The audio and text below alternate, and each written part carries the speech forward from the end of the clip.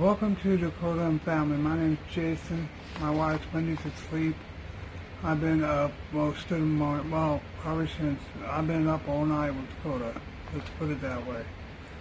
So, yesterday there was no video simply because we were emotionally drained because we had a meeting that was kind of upsetting to us.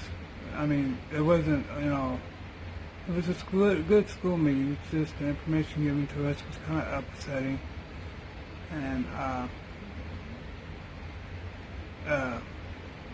will divulge in that in a couple of videos. First of all, I want to set it up a little bit. The first thing I shared with you was speech therapy, and that was a long time ago. And these are these assessments that went into help evaluating if Dakota needed a parent or not. And we will talk about that in a little bit in the next video. The video after I do the next video, which is I'm going to have a 3-part mini-series right here. One of them is that we're going to discuss the assessments that determined the outcome of yesterday's meeting. We already discussed one, which is his speech. It's improving.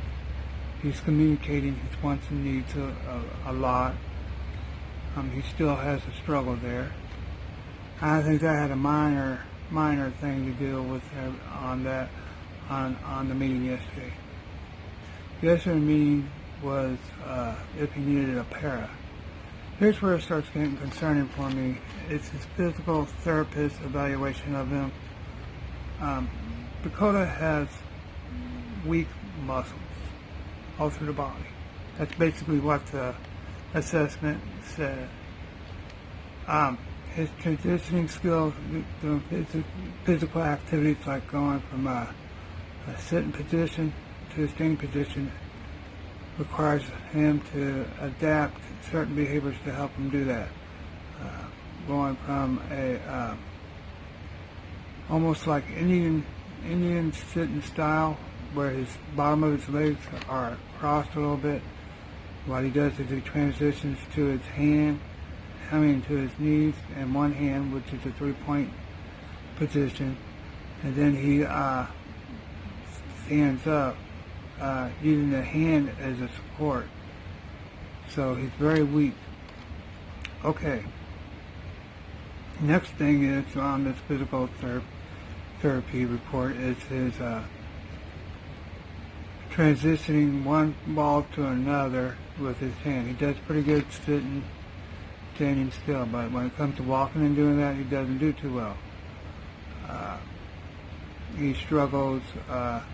He uses handrails with steps pretty good and going down. However, if there's no handrails, it's a different story. And the reason why I said that, even though it wasn't in the assessment, is that he recently tripped and fell climbing down a small curb to the parking lot area to go to our car after ironically getting fitted for orthotic shoes to fit over his braces.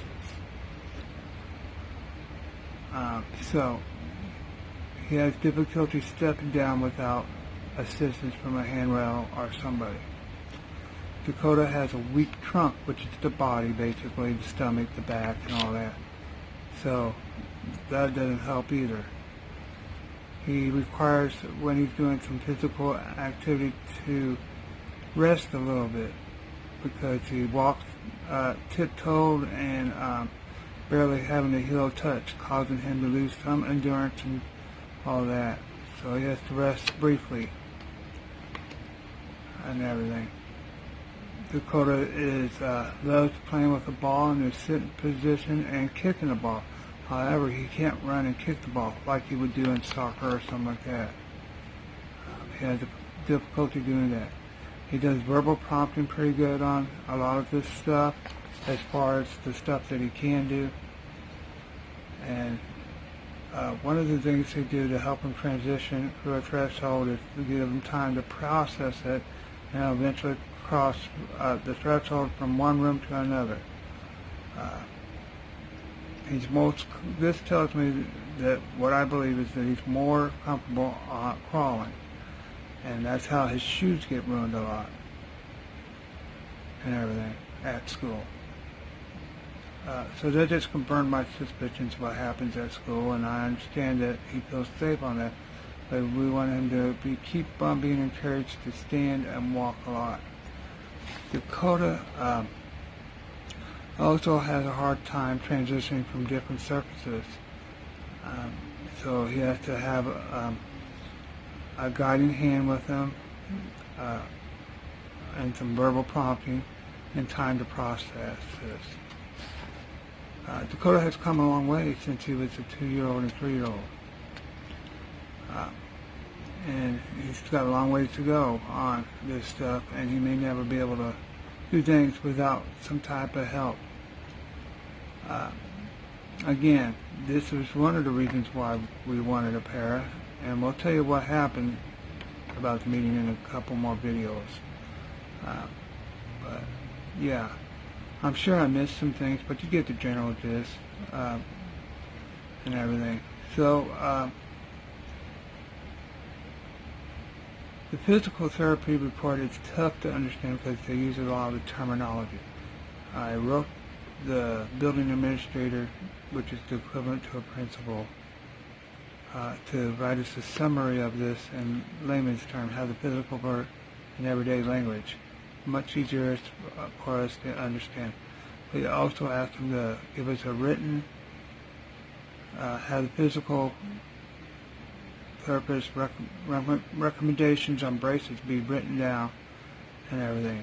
I will then ask them to incorporate it in his IEP, his individual education plan. So yeah, it's a very stressful day yesterday. I'm not going to discuss yesterday until I discuss it with you guys, with my wife. It's going to be hard to encourage her because she was very emotional about it yesterday. One of the things we want to do is have our son feel safe and secure at home and at school.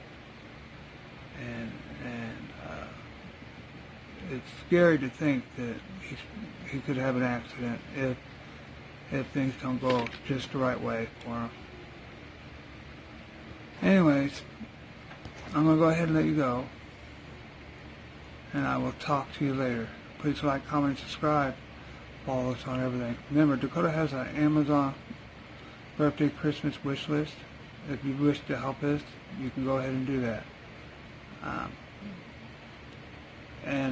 Just to let you know that we are geared towards adults, specifically helping special needs parents.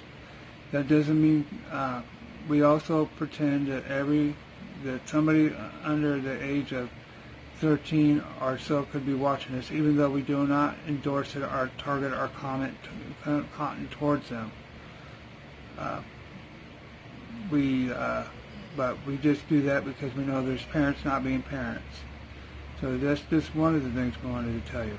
Again, thank you for following our story on YouTube, and continually pray for us, and especially Dakota. Thank you, and God bless you.